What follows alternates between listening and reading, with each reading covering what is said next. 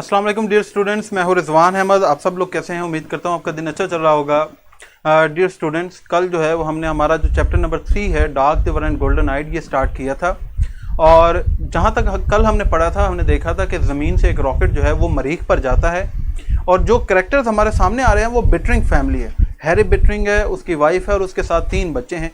Harry जैसे ही मरीख पर कदम रखता है तो वो परेशान हो जाता है, हैरान हो जाता है। वो कहता है कि यहाँ की आबो हवा जो है ये ज़मीन जैसी नहीं है, ये जगह हमारे लिए नहीं बनी, हम तो दुनिया पर रहने वाले लोग थे, ये हम कहाँ पर आ गए। उसे लगता है कि इस आबो हवा में, इस फ़िज़ा के अंदर हम ज़्यादा देर तक ज़िंदा नहीं रह सकेंगे, हमारा माजी, हमारी शनाख्त सब कुछ ख़त्म हो जाएगा, तो चलो कोरा वापस चलते हैं। लेकिन उसकी बीवी जो है वो इस बात को नहीं मानती। वो कहते हैं बी ब्रेव, हिम्मत करो, हौसला करो, अब हम इतनी दूर आ गए हैं। तो खैर वो आखिरकार जो है वो सामान पकड़कर वादी में चल पड़ते हैं। वहाँ मरीख पर अपना जाकर एक छोटा सा घर बना लेते हैं और रोज़ाना सुबह उठ के पेट भर के खाना खाते हैं। लेकिन अब उनको काफ़ी अरसा हो गया मरीख पर रहते हुए, लेकिन इस बात का खौफ कि ये हम नई जगह पर आ गए हैं, यहाँ पर हम ज़्यादा देर तक ज़िंदा नहीं रह सकते, ये खौफ हमेशा हैरी और उसकी बीवी जो है उसके दिमाग में हमेशा जारी रहता है, हमेशा कायम रहता है। और आखिर में जहाँ पर हमने छोड़ा था वहाँ पर हैरी जो है वो लाइन बोल रहा होता है कि आई फेल्ट लाइक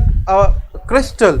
ठीक है, वो कहता है कि सॉल्ट क्रिस्टल की तरह मैं अपने आप को महसूस करता हूँ, जो कि एक जो स्ट्रीम ऑफ माउंटेन है उसके अंदर बहकर चली जाएगी। मतलब मेरा वजूद जो है वो यहाँ पर ख़त्म हो जाएगा, यहाँ पर मैं ज़्यादा देर तक जो है वो कायम नहीं रह सकता। ये तो मरीख है, हम दुनिया के लोग हैं। ये हमने कल पढ़ा था। पेज नंबर जो टेक्स्ट बुक है, पेज नंबर 18 हमने कंप्लीट किया था। आज हम पेज नंबर 19 जो है वो टेक्स्ट बुक से वो स्टार्ट कर रहे हैं। But she only shook her head. Shook का मतलब होता है नफी में सर हिलाना, ऐसे। ठीक है, नहीं नहीं, शुक इसे कहते हैं निगेशन। ठीक है, नफी में सर हिलाना, इनकार कर देना। But she only shook her head, लेकिन उसकी बीवी ने जो है उसकी बात का जवाब देने के बजाय सिर्फ नफी में अपना सर हिलाया। One day the atom bomb will fix the earth, then we will be safe here. तो वो कहती है कि एक दिन एटम बॉम्ब जो है वो पूरी दुनिया को मुकम्मल तौर पर तबाह कर देगा और फिर उस वक्त हम यहाँ पर महफूज होंगे। फिक्स का मतलब वैसे तो होता है ठीक, लेकिन यहाँ पर फिक्स का मतलब है डिस्ट्रॉय,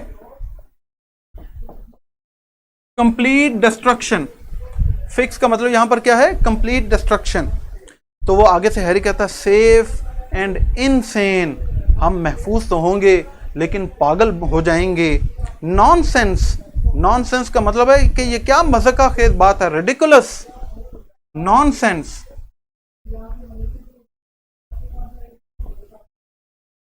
रिडिकुलस, मज़ाक़ खेज बात है ये। Mister Bittering looked out of the windows. अब सीन चेंज हो गया और मिस्टर बिटरिंग जो है वो अपने लिविंग रूम में बैठा अपने घर की खिड़की से बाहर देख रहा होता है और वो सोचता है we are clean decent people, कि हम तो बड़े साफ सुथरे मुहज्जब लोग हैं। डिसेंट, डिसेंट माना सिविलाइज्ड, मुहज्जब, सिविलाइज्ड, कि हम तो साफ सुथरे, सिंपल, सादा, मुहज्जब लोग हैं। He looked at his children, और उसने अपने बच्चों की तरफ देखा और वो कहता है all dead cities have some kind of ghosts in them। और वो अपने बच्चों को कहता है कि ये जो दूर वादी में वो पुरानी इमारतें जिसका जिक्र चैप्टर के शुरू में भी हुआ था, कि वो कहता है कि वो ऐसे जो है वो सब्ज़ाज़ार के अंदर पड़ी हैं जिससे कि बच्चे की हड्डियां पड़ी होती हैं। वो कहता है कि ये तमाम जो मुर्दा शहर हैं इनके अंदर किसी किस्म का भूत है। घोस्ट का मतलब है इमेजिनरी,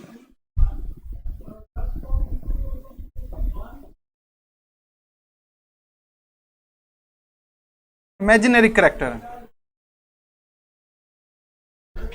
कि इन मुर्दा शहरों में कुछ किस्म के, कुछ इकसाम के भूत रहते हैं। मेमोरीज आई मीन, वो कहता है मेरा मतलब है यादों के भूत।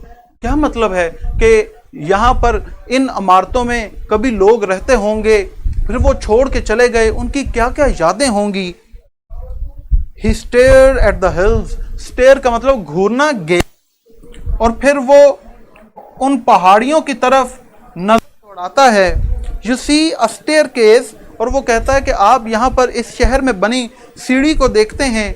And you wonder what Martians look like climbing it, और आप हैरान होते हैं कि मरीख के लोग इन सीढ़ी पर चलते हुए कैसे दिखाई देते होंगे? क्या वो भी उनकी कद काठ, उनका जिस्म हमारे जैसा था, या वो उनकी शक्ल शुबात, उनका जिस्म किसी और तरह का था? तो ये सारी यादें, यू सी मार्शियन पेंटिंग्स, आप यहाँ मरीख पर ये लगी हुई तस्वीर देखते हैं, and you wonder what the painter was like, और हैरान होते हैं कि इन तस्वीरों को बनाने वाला मुसव्वर कैसा होता होगा।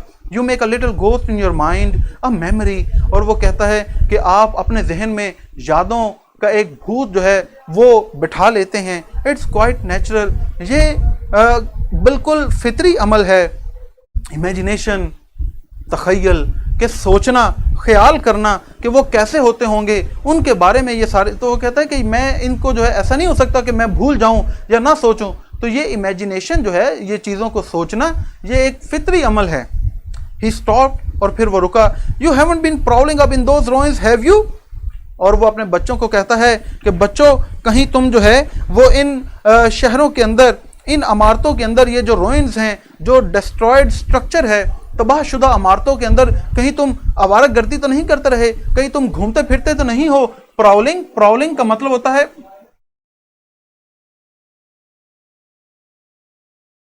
मूविंग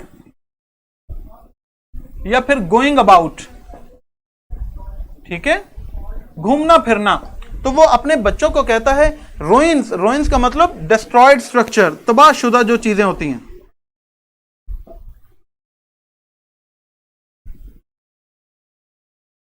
डिस्ट्रॉयड स्ट्रक्चर, कि इन बंजर वीरान तबाहशुदा इमारतों में कहीं तुम घूमते फिरते तो नहीं हो? नो पापा। David looked at his shoes, तो डेविड ने नीचे अपने जूतों की तरफ देखते हुए कहा, नहीं नहीं अब्बा जान। तो ये मैं आपसे पूछना चाहूंगा कि ये, जी बेटा बिलाल, मैंने ये बता दिया, रुइंस का मतलब तबाहशुदा, वीरान, सुनसान, बंजर इमारतें, ठीक है। ये मैंने डिस्ट्रॉयड स्ट्रक्चर, ऐसी इमारतें, डिस्ट्रॉयड बिल्डिंग्स भी लिख सकते हैं, वीराना। तो डेविड जो है, जब उससे पूछा जाता है, उसका बाप पूछता है कि कहीं तुम वो जो मरीख की इमारतें बनी हुई हैं, कहीं तुम उधर घूमने फिरने तो नहीं जाते? तो डेविड नीचे अपने जो है वो जूतों की तरफ देखकर कहता है कि नहीं अब्बा जान। तो डेविड अपने जूतों की तरफ क्यों देख रहा है? ये राइटर क्या समझाना चाह रहा है हमें? जल्दी से बता दें बेटा। ये प्रिंस का ये जो नाम है हमारे पास, प्रिंस केटीके। बेटा ये देखो, ये मैंने लिखा है स्टेयर का मतलब गेज, घूरना, ऐसे आंखें फाड़ कर, आंखें खोल कर देखना। मैंने आपसे एक क्वेश्चन पूछा है, मुझे जल्दी से उसका क्वेश्चन बता दें, आंसर। कि डेविड जो है वो अपने बाप का जवाब देते हुए नीचे जूतों की तरफ क्यों देख रहा है?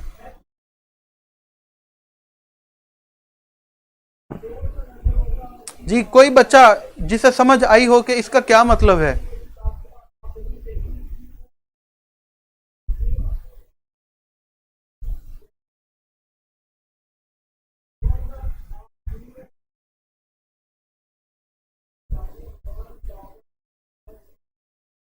शाबाश। उर्फा कह रही है कि डेविड इज लाइंग। बिल्कुल सही। आप देखें, जैसे छोटा बच्चा है ना, तो वो आंख में आंख नहीं अब मिला सकता अपने बाप के साथ, और वो छुपा रहा है और वो झूठ बोल रहा है। तो इसलिए वो जैसे जैसे छोटा बच्चा कोई शरारत करे तो आप गुस्से से, नहीं, रिस्पेक्ट नहीं है बेटा, इसमें रिस्पेक्ट नहीं है, क्योंकि वो झूठ बोल रहा है और वो देखना नहीं चाहता अपने बाप, क्योंकि उसका बाप थोड़ा गुस्से में है।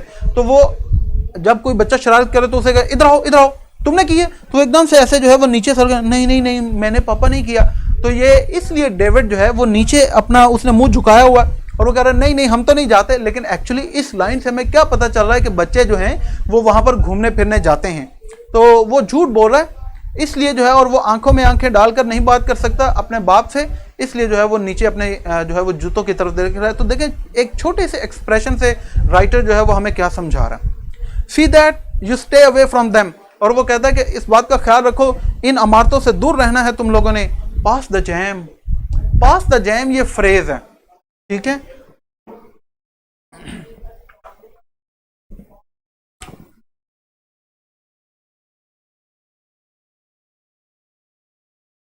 पास द जैम का मतलब होता है पास the difficult time.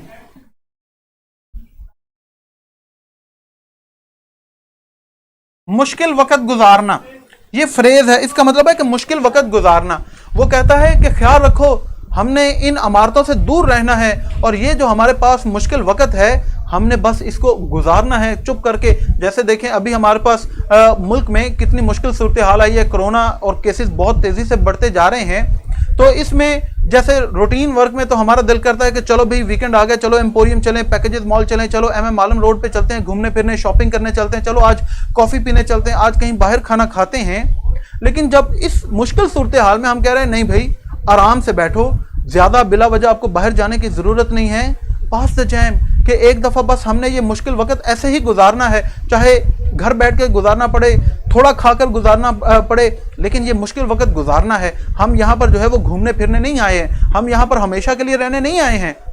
Pass the jam कि हमने बस ये हमारे पास एक टेम्पररी मुश्किल है, ये हल हो जाएगी। तो वो अभी भी वो ये सोच रहा है कि मरीख पर हम थोड़े अरसे के लिए आए हैं, हमने यहाँ से वापस चले जाना है, तो हमें फिर जो है वो किसी मुसीबत में नहीं फंसना चाहिए। पास द जैम समझ आ गई? Just the same said little David, और छोटे डेविड ने कहा हाँ बिल्कुल इसी तरह ही वक्त गुजारना था। आई बेट समथिंग हैपन्स, और वो कहता है कि मैं यकीन से कह सकता हूँ कि कोई ना कोई बुरा वक्त जो है वो आ रहा है। समथिंग हैपेंड दैट आफ्टरनून, और वाकई एक ऐसा वाकया उस सपहर पेश आया। Laura stumbled through the settlement. Laura जो है वो सेटलमेंट से स्टम्बल का मतलब होता है लड़खड़ाना, स्टैगर। स्टम्बल मानी स्टैगर, ठीक है, लड़खड़ाना। यहां पर ये सेटलमेंट का मतलब यहां पर बेसिकली है एरिया, या जिसे हम जो है वो कह सकते हैं कि हाउस, ठीक है, लिविंग प्लेस, ये सारे इसका मतलब है। तो लॉरा जो है वो वहां एकदम से लड़खड़ाती हुई घर के अंदर, क्राइंग, रोती हुई वहां पर आई। She dashed blindly on to the porch. Dash blindly का मतलब होता है अंधाधुंध भाग पड़ना, ये मैं यहां पर लिख रहा हूं, डैश ब्लाइंडली का मतलब है रन वाइल्डली, अंधाधुंध भागना। तो जोर से भागते हुए, रोते हुए लॉरा जो है जब लिविंग रूम में पहुंची तो वो लड़खड़ाते हुए वहां पर आई और वो कहती है मदर, फादर, द वॉर, अर्थ, अम्मा, अब्बा, जंग, दुनिया। वो देखें वो परेशान है। She is in a shocked state of mind. वो इतनी खौफजदा है कि वो प्रॉपर लफ्ज नहीं बोल पा रही। तो वो इसका मतलब क्या है कि वो कहती है कि अरे माँ बाप देखिए कि दुनिया पर जंग छिड़ गई है। शी सॉब का मतलब क्या होता है? क्राई, सिसकियां भरना।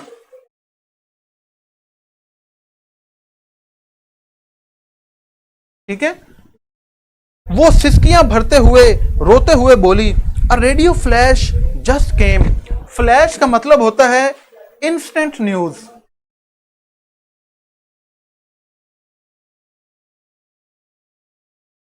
इंपॉर्टेंट न्यूज भी इसे कहते हैं। ठीक है, कि रेडियो पर एक अहम खबर अभी जारी हुई है। Atom bombs hit New York. New York के ऊपर एटम बॉम्ब्स जो हैं वो गिर पड़े हैं।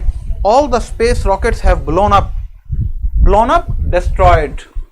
ये मैं यहां पर लिख देता हूं, ये मैं आपके सामने लिख रहा हूं। ब्लोन अप का मतलब डिस्ट्रॉयड, कि खला में आने वाले सारे रॉकेट्स जो हैं वो तबाह हो गए हैं। No more rockets to Mars ever. अब कभी भी कोई मरीख पर रॉकेट नहीं आएगा। Oh Harry, the mother held on to her husband and daughter. Held on to का मतलब होता है ग्रिप। मैं ये इधर लिख रहा हूं आपके सामने, आपको नजर आ जाएगा। हेल्ड ऑन टू का मतलब होता है ग्रिप, पकड़ लेना। तो मां ने जो है वो अपने खामन और अपनी जो बेटी है उसका हाथ थामते हुए कहा, अरे Harry, are you sure Laura? Asked the father quietly, politely, यहां खामोशी से, आहिस्ता से। पोर्च का मतलब बेटा सहन, ठीक है, लिविंग प्लेस इसे हम कहते हैं। बाप ने शाइस्तगी से, खामोशी से पूछा, लॉरा क्या तुम्हें यकीन है कि ऐसा हुआ? लॉरा वेप्ट, लॉरा रोती रही। We are stranded on Mars forever and forever। और वो कहती है कि हम हमेशा हमेशा के लिए यहाँ पर फंस कर रह गए हैं। स्ट्रैंड का मतलब होता है जकड़े जाना, फंस जाना, स्ट्रैंडेड, ठीक है। यहां पर ये ग्रिप्ड, कंट्रोल्ड, ये दोनों वर्ड्स यूज किए जा सकते हैं, ठीक है। और वो कहते हैं कि अब हम हमेशा हमेशा के लिए मरीख पर फंस कर रह गए हैं, जकड़ कर रह गए हैं, अब हम यहां से कभी भी आजाद नहीं हो सकते। आगे बहुत इंपॉर्टेंट पैराग्राफ ट्रांसलेशन के लिए। For a long time there was only the sound of the wind in the late afternoon. और उस दोपहर को देर तक सिर्फ जो है वो हवा के चलने की ही आवाज़ सुनाई देती रही कि सारे इतने खामोश, गमज़दा, परेशान कि कोई किसी से बात नहीं कर रहा, और सिर्फ जो इतनी खामोशी कि हवा के चलने की ही आवाज़ बस सुनाई देती रही काफ़ी देर तक। अलोन थॉट बिटरिंग, और बिटरिंग ने सोचा कि तन्हा, अकेले, ओनली 1000 ऑफ अस हेयर, कि यहाँ पर हम सिर्फ 1000 के लगभग लोग हैं। नो वे बैक, नो वे, नो वे, वापस जाने का कोई रास्ता नहीं है, कोई रास्ता नहीं, कोई हल नहीं। Sweat poured out from his face and his hands and his body। Sweat का मतलब पसीना, pour out का मतलब होता है उमड़ आना, बाहर निकलना, come out। ये मैं इधर लिख रहा हूं, pour out का मतलब come out। और पसीना जो है उसके चेहरे, उसके हाथों और उसके जिस्म से बाहर उमड़ आया। He was drenched in the hotness of his fear।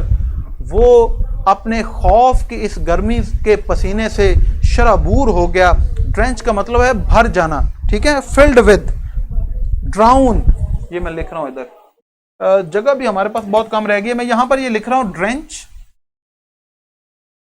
Drench का मतलब है filled with, या ड्राउन भी इसका मतलब होता है भर जाना। तो वो अपने खौफ की इस हिद्दत के पसीने में शराबूर हो गया। He wanted to strike Laura, और वो लॉरा को एक थप्पड़ मारना चाहता था। क्राइड, लेकिन वो चिल्लाया। नो यू आर लाइंग, वो चिल्लाना चाहता था कि नहीं तुम झूठ बोल रही हो। The rockets will come back, rocket जरूर आएंगे।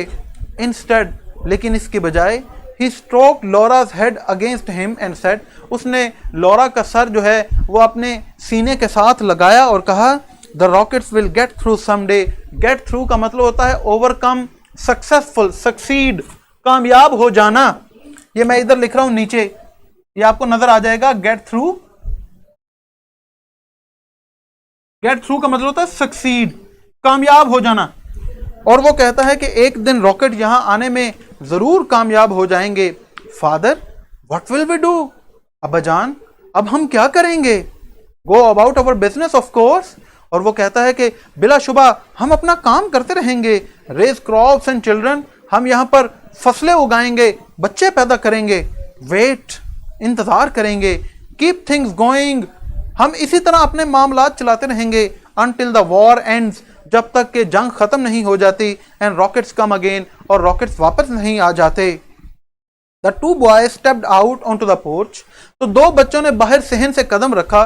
Children, he said sitting there looking beyond them, और उन बच्चों से दूर आगे उनकी तरफ देखते हुए कहा, बच्चों, I have something to tell you, मेरे पास आपको कुछ बताने को है। वी नो, दे सेड, उन्होंने कहा हम जानते हैं, हमें इल्म है। He looked with dismay at their house। dismay का मतलब होता है गम, gloom। किधर लिखूं मैं? ये मैं इस ब्लॉक के अंदर लिख रहा हूं dismay का मतलब होता है gloom, sadness। तो वो बड़े गम के साथ या गमज़दा तरीके से उनके घरों की तरफ देखने लगा। Even the house, और वो कहता है कि हत्ता के घर भी, the wind has done something to it, कि हवा ने तो इन घरों के साथ भी कुछ कर दिया है। The air has burned it, और हवा ने इसको जला दिया है। द फॉग एट नाइट, और रात के वक्त चलने वाली जो धुंध है उसने भी इनको नुकसान पहुंचाया है। The boards all warped out of shape, और वो कहता है कि जितने भी तख्ते हैं उन सब की शक्ल जो है वो बदल चुकी है। वॉर्प आउट का मतलब होता है डीफॉर्म। वॉर्प आउट, डीफॉर्म, टेढ़ा मेढ़ा हो जाना, शक्ल तब्दील हो जाना। तो वो कहता है, ये मैंने इधर लिखा मेरा बेटा, ये देख लें। और वो कहता है कि घर के अंदर या घर के बाहर लगे हुए जितने भी बोर्ड्स हैं उन सब की भी शक्ल तब्दील हो गई है। It's not an earthman's house anymore. तो वो कहता है कि अब ये जमीन के रहने वाले लोगों का घर बाकी नहीं लगता। ओह योर इमेजिनेशन। तो उसकी बीवी कहती है, अरे तुम्हारा तखयल, तुम्हारी सोच। He put on his coat and tie. उसने अपना कोट और टाई पहनी। I am going into town. और वो कहता है कि मैं शहर तक जा रहा हूँ। We have got to do something now. अब हमें कुछ करना होगा। I will be back. मैं जल्द ही वापस आ जाऊंगा। Wait Harry, his wife cried. उसकी बीवी पीछे से चलाई, अरे हैरी रुको। लेकिन वो आगे नहीं रुकता, वो चला जाता है। आज हम यहाँ पर छोड़ेंगे, इतना हमने पढ़ लिया। कल इंशाल्लाह यहाँ से कंटिन्यू करेंगे। मैं उम्मीद करता हूँ कि लेक्चर जो है वो आपको पसंद आया होगा, आपने खूब समझ भी लिया होगा। अगर मेरा बेटा आपको कोई क्वेश्चन है तो मुझसे क्वेश्चन पूछ लें। अभी मैं अभी साइड पे हो रहा हूँ, ताकि जो है वो आप स्क्रीनशॉट लेना चाहें तो आप ये स्क्रीनशॉट ले लें पूरे बोर्ड का।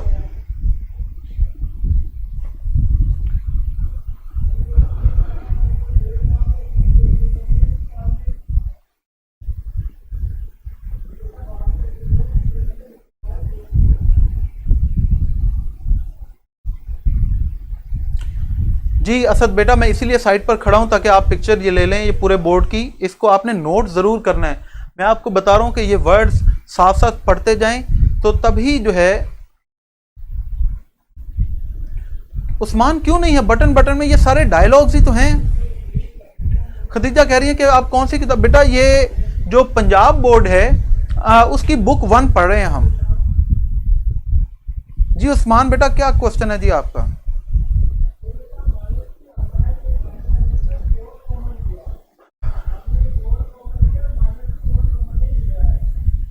सिद्रा कह रही हैं आप नोट्स देंगे।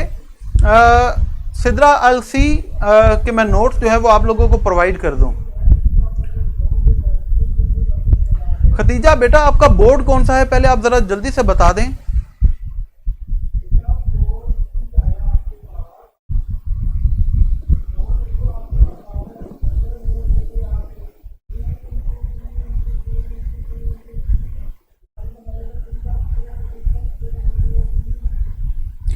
खतीजा नहीं बेटा, ये सिंध टेक्स्ट नहीं है, ये पंजाब बोर्ड की बुक्स हैं। हम यहाँ पर पंजाब बोर्ड कवर कर रहे हैं। रेज का मतलब होता है एलिवेट। रेज मानी एलिवेट, ELEVATE, ऊपर उठाना।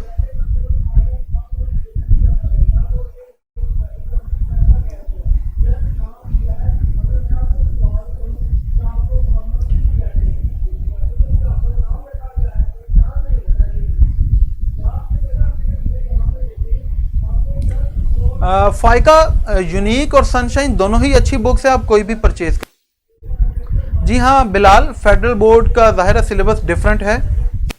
लेट आफ्टरनून मतलब है कि उस लेट सपहर से थोड़ा बाद तक। रुखसार कह रही है कि आप मीनिंग बेटा नहीं, मैं उर्दू के आपको उर्दू में जो है वो लिखने की ज़रूरत नहीं है। अब आप सिनोनिम्स याद किया करें, वो अब टाइम गुजर गया कि आप साथ साथ जो है।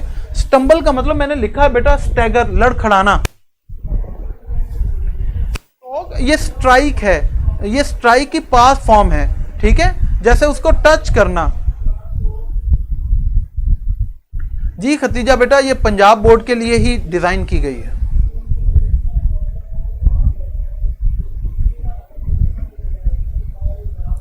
डेविड कौन है? डेविड बेटा उसका बेटा है, कल हमने पढ़ा नहीं था।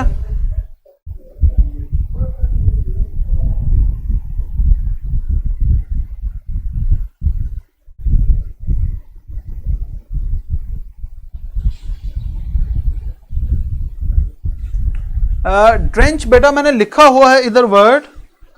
ये आप इसकी पिक्चर ले लोगे ना तो आपको पता चल जाएगा कि ड्रेंच कहां पर लिखा हुआ है। ये वर्ड मैंने लिखा है ड्रेंच, फिल्ड विद। ये देखें लिखा हो drench, ground filled with. David उसका बेटा है हैरी का। हाजरा आई थिंक एप्लीकेशन बेस्ट है।